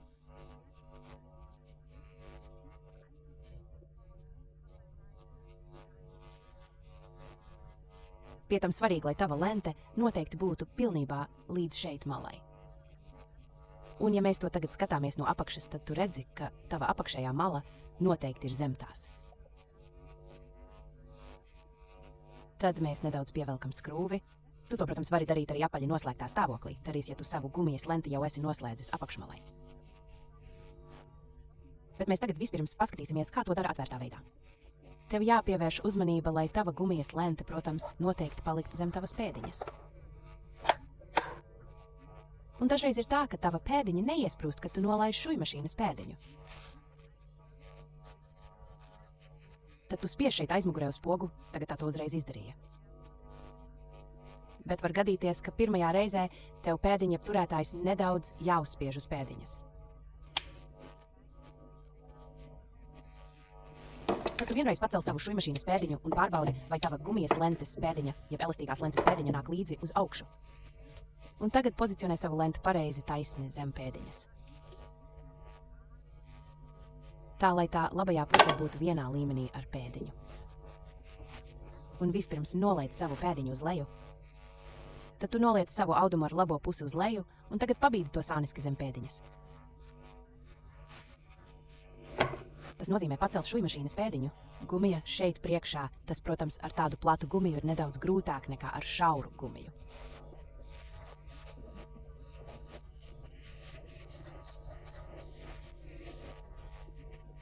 Un abiem jābūt precīzi līdz malai labajā pusē. Man patīk šūt gar nazi, tas nozīmē, es neļauju savu audumu nogriezt. Bet šuju tā, ka es audumu virzu gar naža iekšējo malu. Citādi sākums būtu jādara citādi, lai tu neiešūtu audumā slīpi. Un tad tu regulē savu skrūvi, tas nozīmē, tu iestat, cik stipru stiepumu tu vēlies. Lai iegūtu pareizo stiepumu savam projektam, es varu tikai ieteikt, ka tu uzšuj dažus 10x10 vai 10 cm garus gabaliņus un vienmēr ar atšķirīgu stiepumu, lai tu precīzi varētu pārbaudīt, cik daudz gumijas tev vajag, lai beigās sasniegtu savu pareizo izmēru.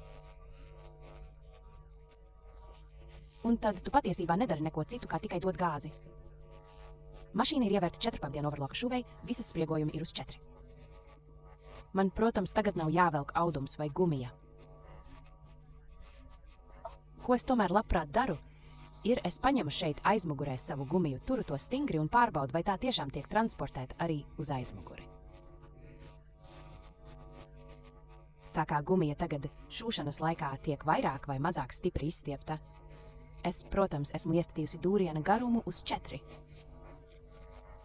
Jo mani dūrieni tāpat uzreiz ir ļoti cieši. Jo tas tiek izstiepts, šūšanas laikā pēc tam atlec atpakaļ, un tad man ir ļoti ciešs dūriena garums. Tagad šeit var pamanīt, kad es sāku šūt, mans rullītis spiež tik stipri uz manu gumiju, ka gumija vispār negrib pareizi iet cauri. Tāpēc ir ļoti svarīgi, lai tu koncentrētos uz to, ka tava gumija paliek tur labajā pusē pie malas. Nepieciešamības gadījumā tu to šeit nedaudz pavelc uz sāniem, tenāk tikai pie malas. Un, protams, vienlaikus tev jāpievērš uzmanības savam audumam, lai tas šeit arī paliktu gludi pie malas.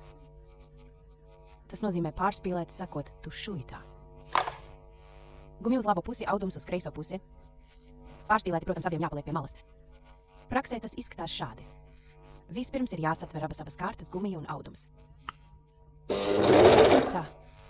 Un tagad es varu šeit sākt šūt.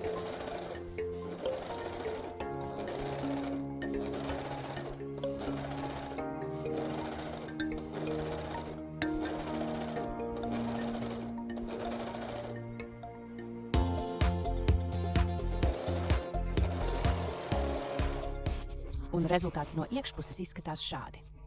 Audums, protams, bija ar kreiso pusi uz augšu. Un no otras puses tas izskatās šādi. Un ja tu to tagad izstiep, tad tu varētu tam vēlreiz pāri apšūt, un tev būtu brīnišķīgi plata legingu josta. Nākamā tehnika, ko mēs apskatīsim, ir krokošana ar overloku. Priekšrocība, ja tu kroko ar overloku, protams, ir pavisam skaidra tajā, ka tu sašuji un apstrādā malas vienā darba gājienā. Mēs šeit redzam apakšējā cilpotāja šuvi, loģiski tie taču ir Y. Un mēs šeit redzam augšējo cilpotāju, un līdz ar to arī adatas diegus. Mēs esam audumu vienā. Gabala sašuvuši un apstrādājuši malas. Kā tu vari iegūt tādu tīru overloka galu bez izplūstošām cilpām, kas ir īpaši svarīgi, ja, piemēram, piešuji kakla maliņu? To esmu ļoti precīzi izskaidrojusi video Labāk šūt ar overloku. Tur tu atradīsi arī dažas citas šūšanas tehnikas ar overloku, piemēram, ar rullīša vīli, tīrus ārējos stūrus, muslīna lakatiem, piemēram, tīru rullīša vīles noslēgumu, auduma gala apstrādi, tiekšējos stūrus un vēl daudz ko citu.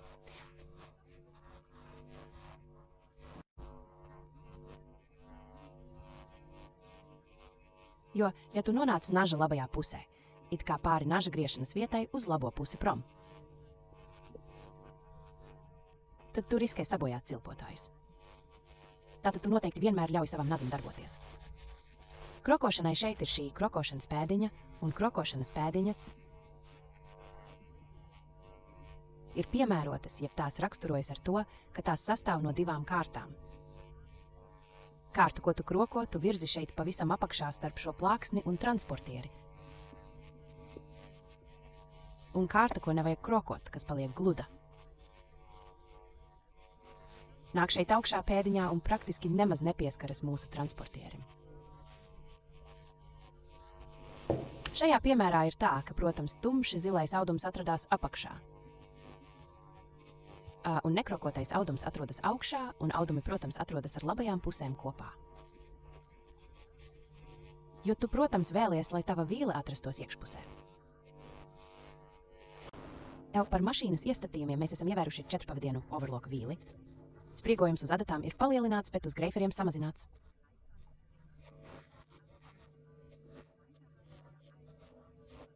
Mums ir ļoti garš dūriens. Mūsu nazis, protams, ir ieslēgts un mūsu diferenciālais transportieris ir iestatīts uz 2. Ko tieši nozīmē diferenciālais transportieris uz 2? Aizmugurējais transportieris ir praktiski tikai uz pusi lēnāks nekā priekšējais, un audumi tiek maksimāli spēcīgi sabīdīti kopā. Tu vari precīzi regulēt krokojuma stiprumu ar 2 mašīnas komponentiem. Proti, pirmkārt samazinot dūriena garumu, vai otrkārt nedaudz vairāk samazinot diferenciālā transportiera iestatījumu. Tātad uz vienu pāsteni vai ejot pieti. Jo vairāk tu virzies uz vienmērīgu transportēšanu, jo mazāk spēcīgs būs tavs krokojums. Bet tu vari ietekmēt savu krokojumu arī ar 3. komponentu, vai precīzāk neietekmēt.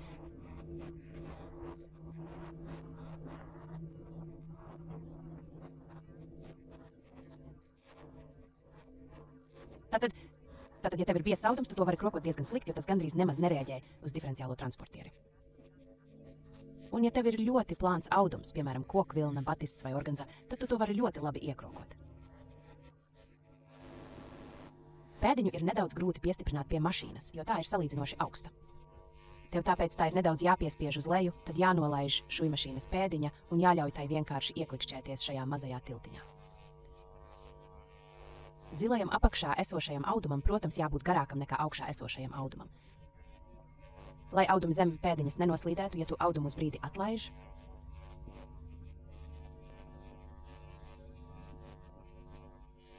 un tad tev nav jādara nekas cits, kā vienkārši vadīt savus audumus tā, lai tie vienmērīgi ietu blakus nazim. Ja tu nedaudz nonāc pa labi, tas nav nekas slikts, jo tie tad tev ies zem naža.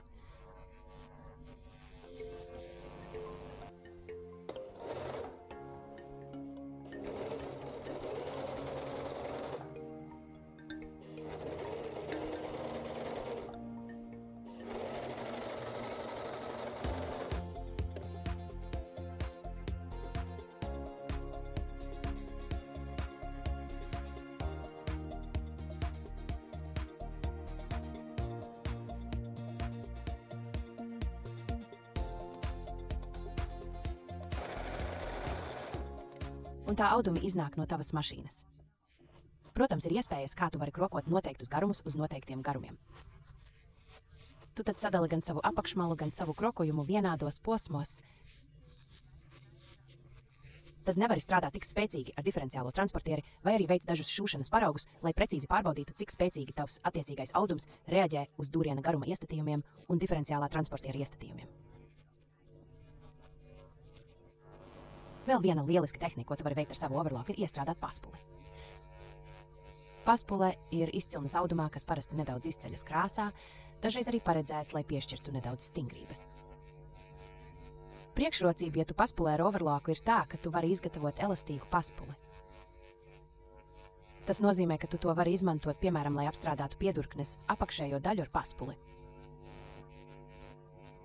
Tu to vari iestrādāt arī šuves līnijā, pie apkaklas augšējās malas, tu to vari iestrādāt kapuces priekšmalā un tā tālāk, un tā joprojām. Ir ļoti daudz iespēju, kur tu vari izmantot paspuli. Tu, protams, vari pats izgatavot paspules, tu vari iestrādāt paspuli arī ap stūri, tu vari noslēgt aplī un tā tālāk un tā joprojām. Esmu uztaisījis veselu paspules video, kurā runa ir tikai par tādām lietām. Tagad šeit es tev noteikti parādīšu, kā tu vari izmantot savu paspules pēdiņu. Īpašais tavā paspules pēdiņā atrodas, kā tas bieži gadās, aizmugurējā pusē.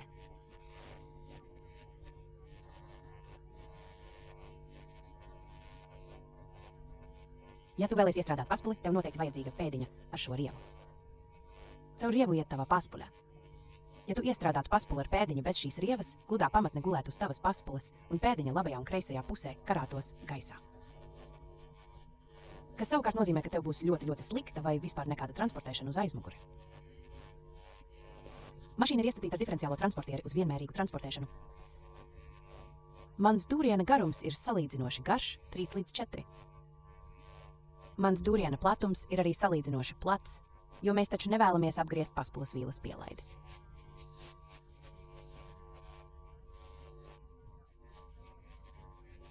Un tur mums, protams, vajag pietiekami daudz vietas. Tajā pašā laikā mēs, protams, nevēlamies, lai, kad paspēle ir atlocīta, mēs nekādā gadījumā neredzētu kreiso adatas diegu. Mūsu nazis ir ieslēgts. Un mūsu mašīna ir ievērta 4-pavadienu overloka šuvei, un visi diegu spriegojumi ir iestatīti uz 4. Tu piestiprini pēdiņu pie mašīnas. Tad tu uzliec pirmo auduma kārtu ar kreiso pusi uz leju, labā puse nāk uz augšu. Audums, protams, atrodas zem nāžā. Uz šī auduma nāk paspele. Paspeles piegrieztne atrodas pa labi un ideālā gadījumā iekšpusē saskaras ar nazi. Un tad nāk otrā auduma kārta ar labo pusi uz leju virs paspeles un pirmā auduma. Tas nozīmē, ka abi audumi atrodas labo pusi pret labo pusi un paspele atrodas tieši vidū. Svarīgi ir tas, ka tava paspele nedaudz izvirzās aiz pēdiņas.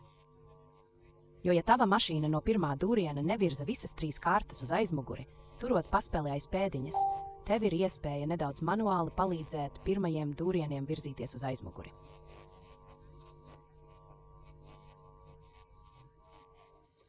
Papildus tu, protams, vienmēr izmanto savu kreiso vidējo un zeltnesi, lai vienmērīgi virzītu visas kārtas uz aizmuguri.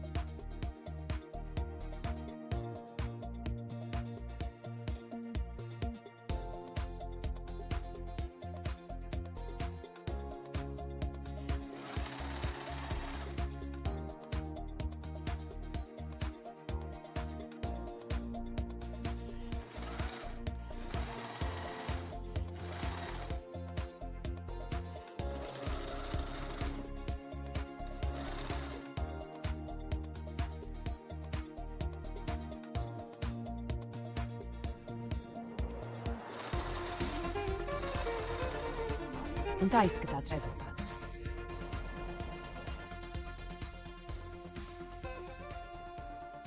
Video beigās es tevi vēlreiz aizvedīšu dziļi savā pasaulē.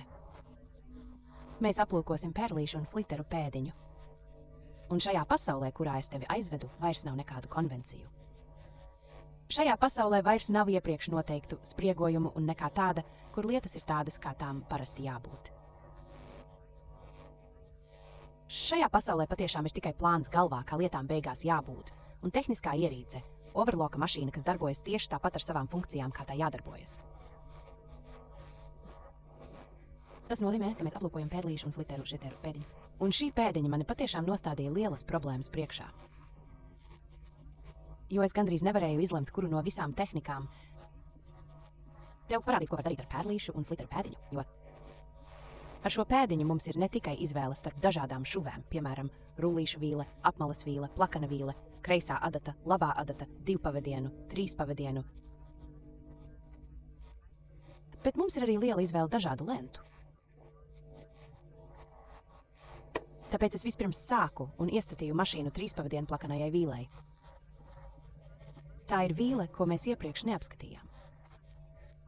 Tavs augšpuse parādīs, te. Svarīgi ir tas, ka, ja tu pārņem šos iestatījumus, tu arī tiešām pārņem tieši tādus pašus diegus pēc biezuma. Man uz kreisās adatas bija izšūšanas diegs. Man uz augšējā cilpotāja bija Madeira numur dapasts, un uz apakšējā cilpotāja man bija Serafil. Serafil ir ļoti plāns zīda diegs, jeb poliestera diegs, ko īpaši izmanto uz overlock, lai šūtu zīdu, organzu, batistu un visus šos plānos audumus. Tu to vari arī absolūti lieliski izmantot kā apakšējo diegu, ja tev ir izšūšanas mašīna. Es to darīju gadiem, darbojas lieliski. Ja tev nav ārēji diegruļu statīva, tu to noliec šeit uz sava overlocka, izvelc cauri augšējam kronšteinam, noliec blakus savu izšūšanas mašīnu, tad nāc pāri šeit augšpusē, izvelc cauri savas izšūšanas mašīnas spolei un uztin to spoles kāvu. Bobina darbojas tiešām lieliski. Es to izmantoju iestatījumos, ko redz augšpusē uz apakšējā cilpotāja, un rezultāts ir šī vīle. Šeit var ļoti precīzi redzēt, kurš diegs ir kur. Šeit ir mans kreisās adatas diegs, šeit, protams, ir mans augšējais cilpotājs, un šeit pavisam viegli pie malas ir mans apakšējais cilpotājs.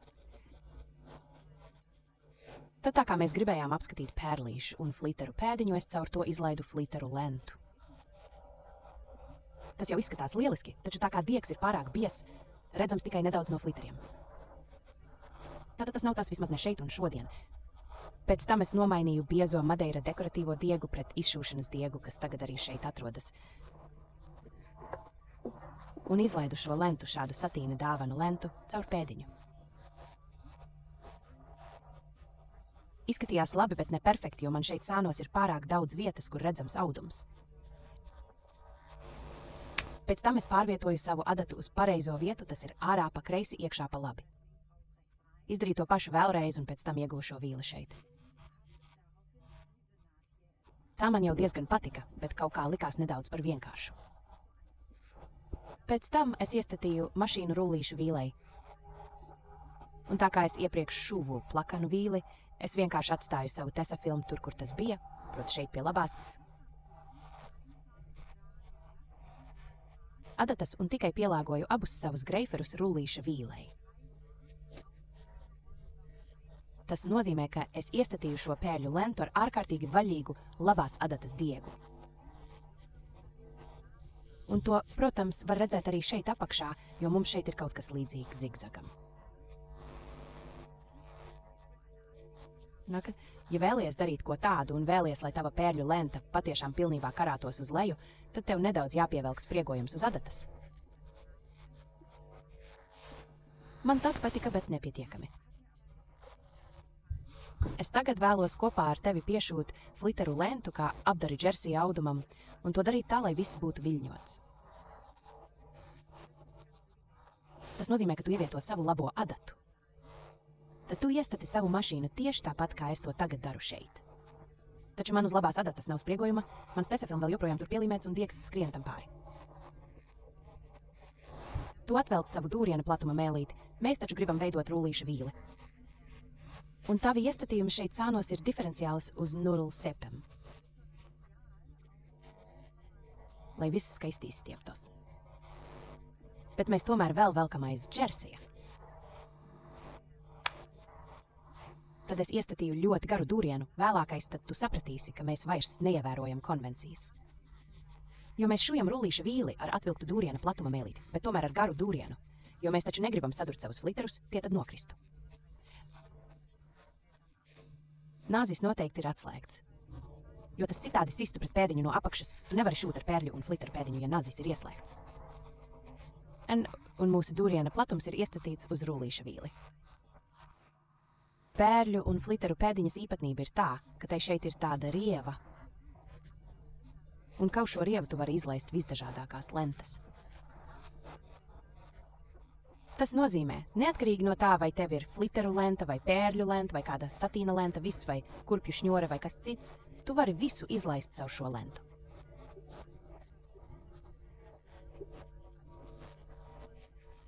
Tu uzliec pēdiņu uz mašīnas, izlaid savu fliteru lentu caur atveri un iebīdi to zem pēdiņas aizmugurējās daļas un ieliec to priekšpusē savā rievā.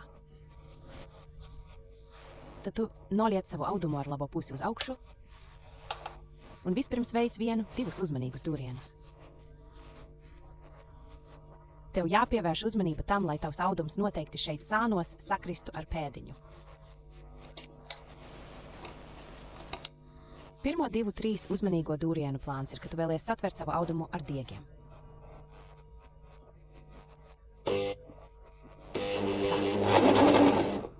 Tagad esam iekšā. Tagad audums ir savienots ar pērļu lentu. Tagad tu paņem savu pērļu lentu aizmugurē, un man šeit starp abiem pirkstiem tagad ir mans audums. Un caur abiem pirkstiem es ļauju fliteru lentai slīdēt. Es tagad nedaudz pieeju tuvāk un velku džersiju garumā, nolieku to uz leju, un tev jānāk no apakšas.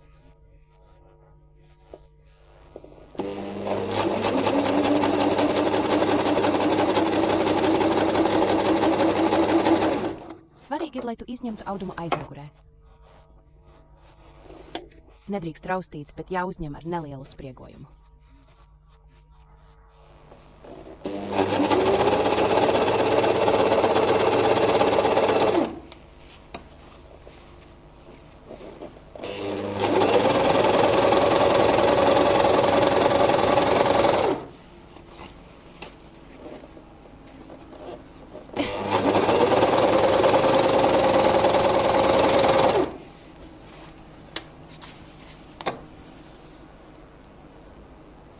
Tādai fliteru lentai vienmēr ir 2 puses. Tu to, protams, novieto tā, lai labā puse skatītos uz augšu. Tad tā, lai neredzētu šo vīlī, bet, protams, varētu arī tā. Tā, tas viss ir gaumas jautājums. Ir okejs.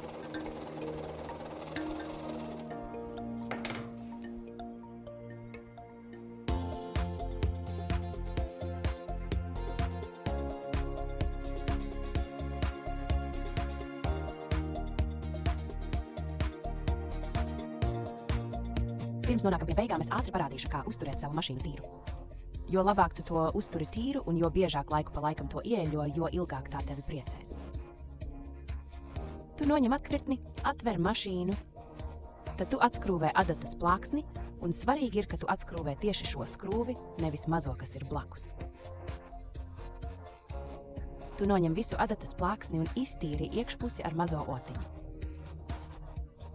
Iztīri visus putekļus, kad putekļi ir prom, bet tiešām tikai tad, kad tie ir prom. Uzpilini nelielu pilienu eļļas uz šīs augšējā greipera vietas.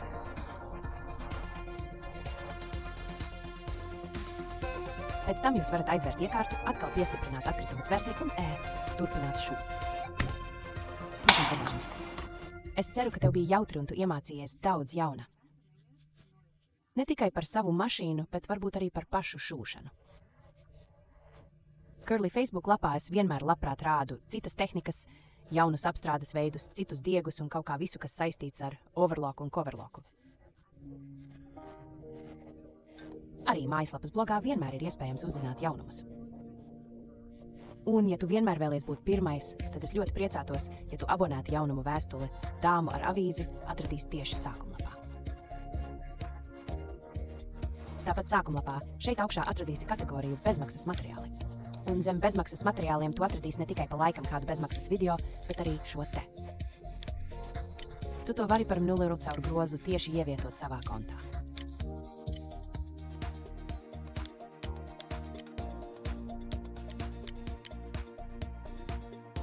Savu video kontu atradīsi šeit zem mans Curly. Savus video, protams, atradīsi kategorijā videotēka vai mani video. Un priekšrocība video, kas atrodas šeit, ir tāda, ka tu vari pāriet no nodaļas uz nodaļu, un tev nav vienmēr jāritina viss video, ja tev vajag noteiktu tēmu. Tu vienkārši uzklikšķini uz tēmas un nonāc video tieši tur, kas tev šobrīd interesē.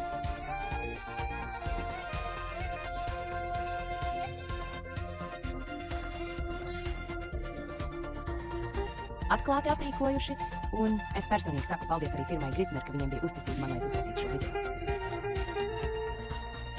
Novēlu tev daudz prieka šujot, lai labi izdodas, un jā, varbūt kādreiz atkal satiksimies. Uz drīz redzēšanos. Atā!